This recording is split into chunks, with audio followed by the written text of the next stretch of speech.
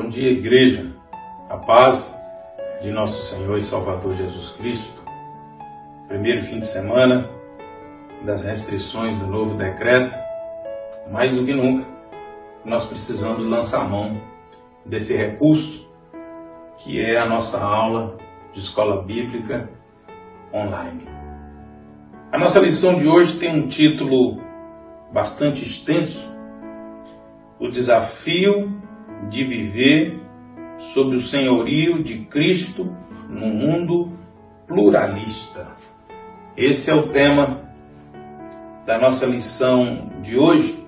E diferente das outras lições, o autor ele não vai explorar muito textos bíblicos.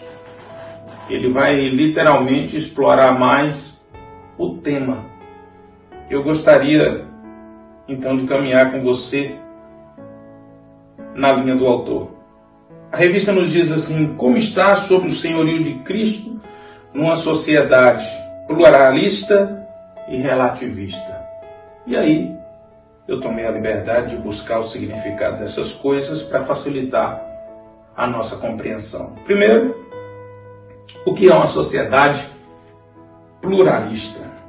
É aquela em que convivem em liberdade pessoas que têm interesses contrários, sendo seus conflitos resolvidos dentro de um ordenamento jurídico aceito pela maioria, que reflete a noção de justiça de um povo e garante os direitos fundamentais do indivíduo e da coletividade. Essa é a definição. Sociedade relativista. Entenda-se por relativismo a teoria filosófica fundada na relatividade do conhecimento, recusando toda e qualquer verdade ou valor tidos como absolutos. A moral, a religião ou a política, por exemplo, são verdades relativas ao indivíduo, não verdades objetivas ou transcendentes, onde se refuta a existência de verdades e de defesa da opinião. Então o autor está perguntando como que nós podemos ser crentes no mundo contemporâneo onde essas duas correntes, tanto a pluralista, ou seja, é o que a maioria decidir, independente de padrões que ditam religiões ou qualquer outra casta, ou também no meio de uma sociedade onde a verdade é a concepção de cada um. Aí o autor diz: e nós, como reagiremos vivendo numa sociedade pluralista e relativista? Como que deve ser nosso comportamento? E a primeira coisa que ele diz, então, que nós precisamos fazer é superar o individualismo, reconhecendo o valor do outro. O que nós não podemos é fazer o que essa sociedade acaba imprimindo sobre as pessoas. Cada um busca seu sonho, cada um conquista seu espaço, cada um busca o que é seu, cada um luta. Essa ideia de luta, de competição, de disputa de espaço é cada vez mais intensificada nos discursos e nos ensinos que regem esse tipo de sociedade. O autor da revista apresenta que esse individualismo e esses problemas já existiam lá na igreja primitiva. Eu separei os textos, mas não os lerei, evidentemente o tempo não permite, mas você poderá acompanhar. Ele diz: Tiago e João, anseio por posição de destaque no reino. Mateus 20, de 20 a 28. Judas, lucro a qualquer custo. Mateus 26, de 14 a 16. Os publicanos eram mal vistos, pois eram contados com os pecadores. Mateus 9, de 10 a 13. Simão, mágico, desejo de poder espiritual para obter ganhos e prestígio. Atos 8, de 14 a 25. Isso sem contar dos líderes religiosos que buscavam e viviam numa religião de conveniência. Fato esse que não ficou no passado, mas no caso desses aí da Bíblia, Mateus 23, de 1 a 36. E o autor então nos lembra o que diz o teólogo John Burke. Ele diz assim: vivemos numa geração do eu em primeiro lugar. Uma geração que julga que o considerasse em primeiro lugar é fundamental para a boa criação dos filhos. Ela também coloca suas necessidades de amor acima da necessidade dos filhos. O eu em primeiro lugar, somado à liberdade sexual. Então a tônica dessa sociedade pluralista, dessa sociedade relativista, é mais ou menos o que nós tínhamos lá na época do apóstolo Paulo, na cidade de Corinto, por exemplo. O hedonismo pregava exatamente essas coisas. A necessidade pessoal e o prazer em primeiro lugar e a qualquer custo. O autor apresenta a seguinte nota: abriu o caminho para índices assustadores de adultério, divórcio, abuso sexual, doenças sexualmente transmissíveis, AIDS e outras coisas. E ele apresenta alguns números, irmãos, assustadores.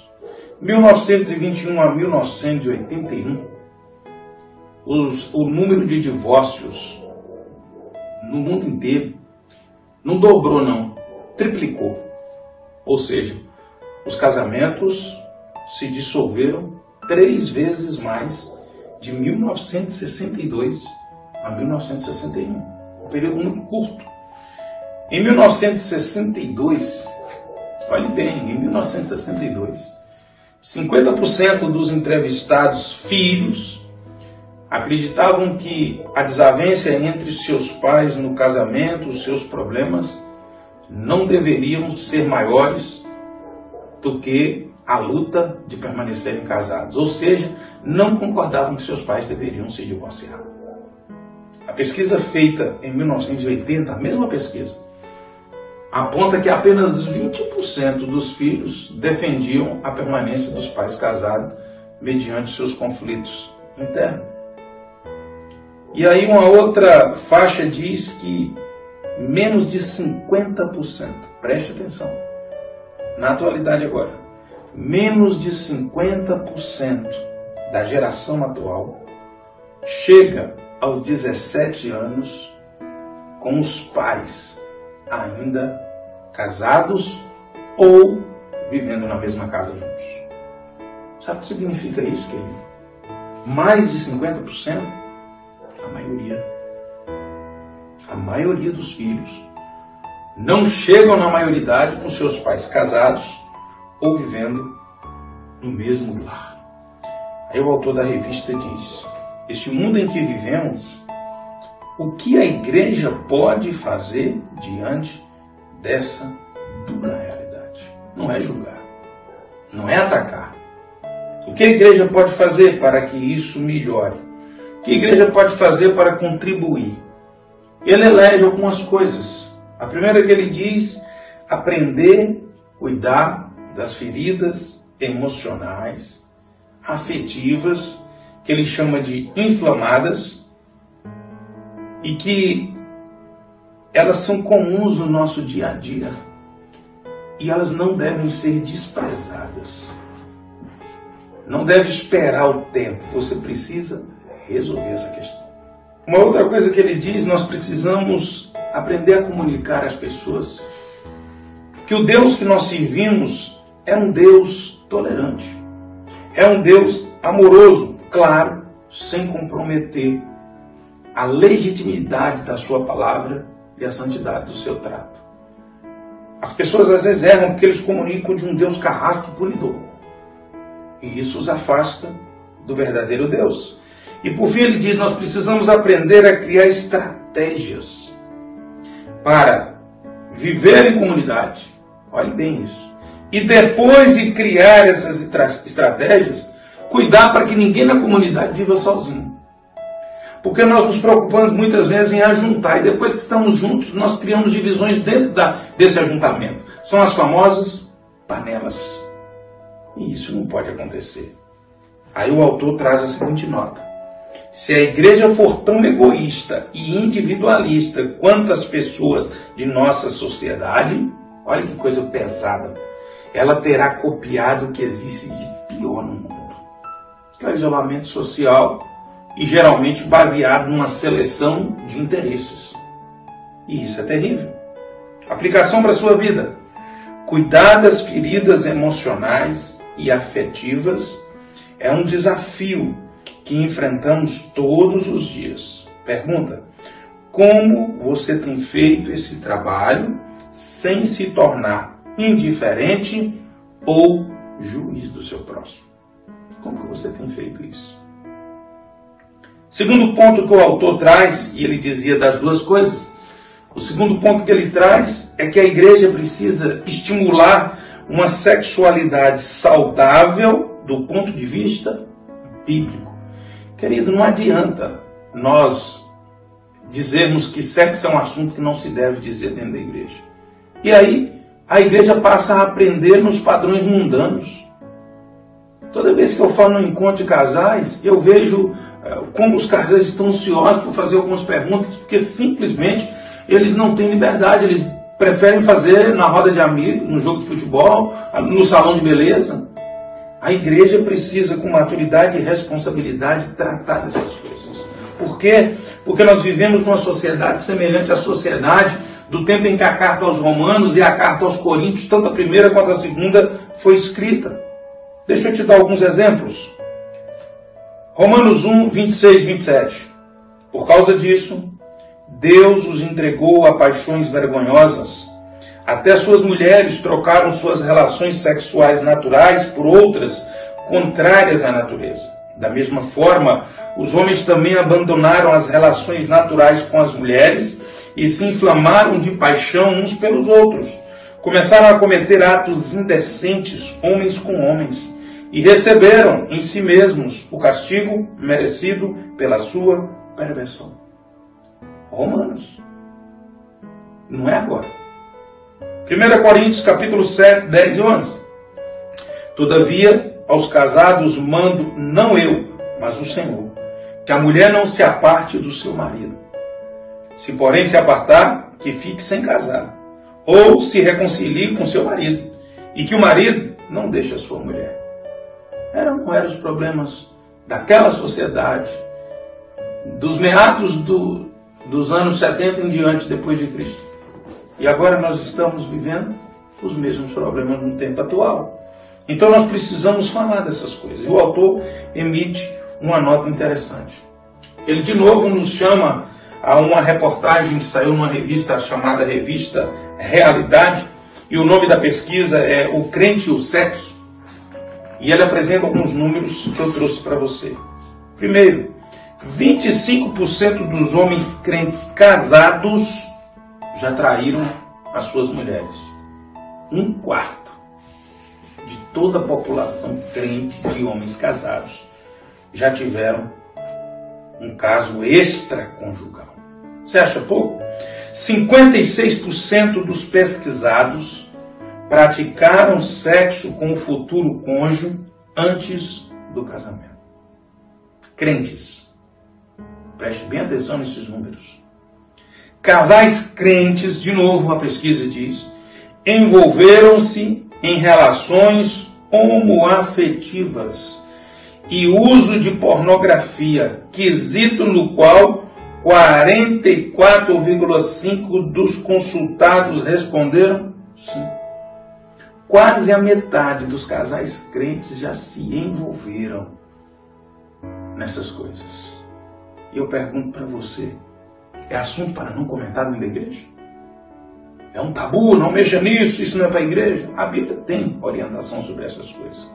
Só lembrando que um dos expoentes do relativismo da sociedade, que o autor pergunta como viveremos nela, é justamente a flexibilização dos valores éticos e morais padronizados de alguma sociedade, no nosso caso, valores bíblicos. E assim, ela defende a seguinte teoria: o indivíduo se torna juiz do que é certo e do que é errado, mediante sua concepção de lógica, de certo e de justiça. Querido, isso é muito sério.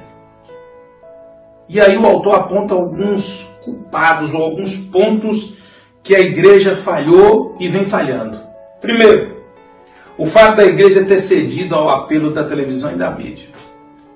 A igreja antes combatia essas coisas com a palavra, agora a igreja partiu para aquela máxima: se você não pode vencê-los, junte-se a eles. Olha para os cultos. Os cultos se assemelham muito mais aos shows, aos stand-ups, do que o padrão bíblico. Olha para você ver. Outra coisa que facilitou essa promiscuidade toda, o avanço tecnológico e o desenvolvimento e a evolução dos métodos contraceptivos. Hoje uma moça não fica grávida tão fácil.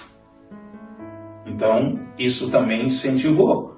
Isso, claro, devidamente veiculado e insistido nas campanhas, na sensualidade propagada nos filmes, nas propagandas, nas novelas, onde os valores foram bombardeados incansavelmente, onde crentes trocaram a leitura bíblica e o culto doméstico pelas novelas. A igreja é boa ou não é boa? E aí abandonou o culto doméstico. E o mais grave que o autor aponta: o abandono da leitura e do ensino da palavra de Deus, não mais só nos lares, no culto doméstico, mas nos próprios púlpitos da igreja, onde o ensino da palavra foi trocado por técnicas de autoajuda, incentivos, positivismos, orientações técnicas, métodos científicos, e a palavra de Deus foi sendo colocada de lado. Pastores que passaram a acreditar mais nas ciências humanas do que nas próprias escrituras. Aí o fracasso e a culpa é da igreja, das lideranças eclesiásticas e das famílias. Aplicação para a sua vida: a igreja hoje vive valores sexuais muito próximos da promiscuidade vivenciada pela sociedade da igreja primitiva. Pergunta: como retornar aos princípios morais bíblicos sem inibir a prática sexual saudável? E eu digo para você, falando abertamente desses assuntos, conversando, voltando a ter os encontros de casais, ao invés de brincadeiras e sorteios e prendas, falar. Os encontros de casais tem seu momento de lazer, tem seu momento de alegria, mas deve investir pesado nisso. Tem que ter um momento de tirar dúvidas, tem que falar das coisas, tem que ser fechado só para casais casados, para o assunto tratar. Vai ter um encontro de noivos, então faz só para noivos. Mas o assunto precisa ser tratado. Não adianta tentar esconder ou varrer para debaixo do tapete. O problema só vai avolumar.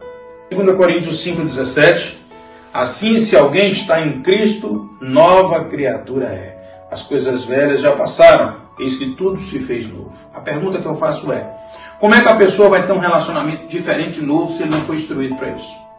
Se ele vem de uma vida pregressa, perdida, de prostituição, de pornografia, de adultério, se ele não foi instruído, como é que ele vai ver isso? E pior, e se ele cair numa igreja, não sei nem se pode chamar de igreja, mas num ajuntamento liberal disfarçado de igreja, onde pode tudo e aceita tudo?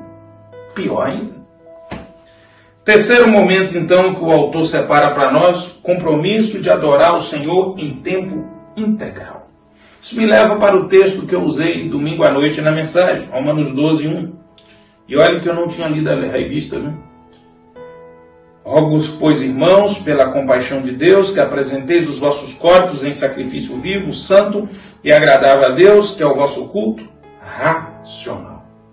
Falei com você naquela ocasião que rogo-vos é paracaléu, e paracaléu é venha para o meu lado. É uma convocação para, olha, vem aqui para o meu lado. Faça comigo companhia, vem ser igreja junto comigo. E aí, essa teologia eu disse para você naquele domingo, que aponta para um sacrifício permanente, baseado nas 3 exigências do sacrifício do culto: sacrifício vivo, santo e agradável a Deus. Essas são as 3 exigências. Lembrando que sacrifício vivo significa como o de Cristo, que é para sempre. Ou seja, sua vida é para sempre de Jesus. Santidade, separação, e está no meio, porque isso tem que ser o centro da sua vida. E agradável não é bajulação. Agradável é dentro dos preceitos de Deus, de acordo com a regra que Deus determinou. Isso que é agradável. Mas você viu tudo isso no domingo à noite já. O autor da revista diz assim: isso nos leva a superar a visão de que só se é adorador quando se está em uma celebração coletiva, onde se está reunido com outros cristãos no templo ou em qualquer outro lugar. E aí ele diz com toda honestidade, toda consciência nossa precisa estar focada numa coisa: Deus está presente em todo lugar. Portanto, o meu culto não pode terminar nunca, porque a minha vida é todo o tempo na presença do Senhor. E uma outra coisa que ele diz: a igreja não pode perder uma coisa. A igreja tem uma coisa só para fazer. A obra da igreja é missionária, é ganhar pessoas para o Senhor, é anunciar as boas novas. Portanto, a igreja não pode perder o ardor missionário. Não é de sustentar só o missionário, não é só de orar pelo missionário, mas é cada um deve carregar dentro dele a chama de missões. O que é a chama de missões? Eu gostei da expressão que o autor usou, é buscar o ponto de contato que você identificará como ideal, como estratégico, como oportunidade de compartilhar a sua fé em Cristo Jesus. E a gente precisa estar atento. E o autor lembra de um episódio lá em Atos, quando ele diz assim: enquanto esperava por eles em Atenas, Paulo ficou profundamente indignado ao ver que a cidade estava cheia de ídolos. Preste bem atenção. Por isso discutiu na sinagoga com os judeus, com os gregos temente a Deus, bem como na praça principal todos os dias com aqueles que por ali se encontravam. Alguns filósofos epicureus, estoicos, começaram a discutir com ele. Alguns perguntavam: o que está tentando dizer esse tagarela? Outros diziam: parece que ele está anunciando deuses estrangeiros, pois Paulo estava pregando as boas novas a respeito de Jesus e da ressurreição. Então o levaram a uma reunião do Areópago, onde lhe perguntaram: podemos saber que novo ensino é esse que você está anunciando? Você está nos apresentando alguma ideia estranha e queremos saber o que ela significa. Todos os atenienses e estrangeiros que ali viviam não cuidavam de outra coisa senão falar ou ouvir as últimas novidades. Então Paulo levantou-se na reunião do Areópago e disse: atenienses, vejo que em todos os aspectos vocês são muito religiosos. Pois andando pela cidade observei cuidadosamente seus objetos de culto e encontrei até um altar com esta inscrição: ao Deus desconhecido. Ora, o que vocês adoram, apesar de não conhecerem, eu lhes anuncio. O Deus que fez o mundo e tudo que nele há é o Senhor do céu e da terra, e não habita em santuários feitos por mãos humanas. Ele não é servido por mãos de homens, como se necessitasse de algo, porque ele mesmo dá a todos a vida, o fôlego e as demais coisas. De um só fez ele todos os povos para que povoassem toda a terra, tendo determinado os tempos anteriormente estabelecidos e os lugares exatos em que deveriam habitar. Deus fez isso para que os homens buscassem e talvez tateando pudessem encontrá-lo, embora não esteja longe de cada um de nós. Pois nele vivemos, nos movemos e existimos. Como disseram alguns dos poetas de vocês, também somos descendência dele. Assim, visto que somos descendência de Deus, não devemos pensar que a divindade é semelhante a uma escultura de ouro, prata ou pedra feita pela arte e imaginação do homem. Atos, capítulo 17, de 16 a 29. O que Paulo fez? Pegou uma circunstância que ele viu propícia, ele viu um ponto de contato, ele viu uma ocasião, ele viu uma estratégia, e sem ofender, sem agredir, ele falou da graça do Senhor. Olha o resultado que isso deu. Atos 17, de 32 a 34. Quando ouviram sobre a ressurreição dos mortos, alguns deles zombaram, provavelmente os saduceus, e outros disseram: a respeito disso nós ouviremos outra vez. Com isso, Paulo retirou-se do meio deles. Alguns homens juntaram-se a ele e creram. Entre eles estava Dionísio, membro do Areópago, e também uma mulher chamada Dâmaris e outros com eles. Atos 17, de 32 a 34. O que o autor encerra a nossa lição nessa manhã e nos ensina? Querido, nós não devemos nos esconder.